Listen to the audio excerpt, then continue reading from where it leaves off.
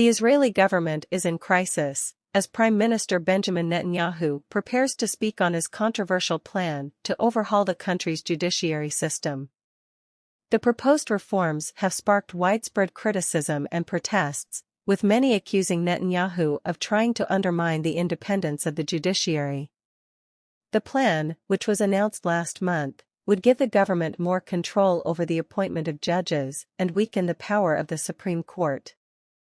Supporters of the plan say it is necessary to ensure the court is more representative of the people, while opponents argue that it will undermine the rule of law and democratic institutions.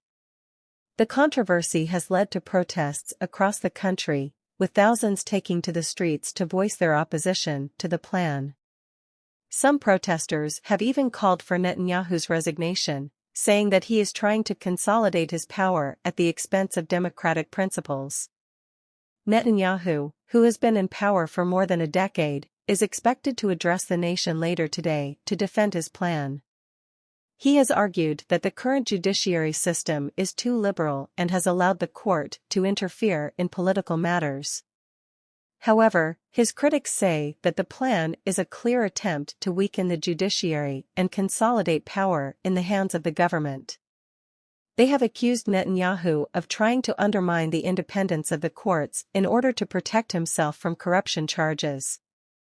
The crisis has also raised questions about the future of Netanyahu's government, which is already facing a number of challenges, including a struggling economy and a rising tide of violence in the Gaza Strip. As the debate over the judicial plan continues, many Israelis are calling for a renewed commitment to democratic principles and the rule of law. They say that the country's institutions must remain independent and free from political interference, in order to preserve the integrity of the Israeli democracy.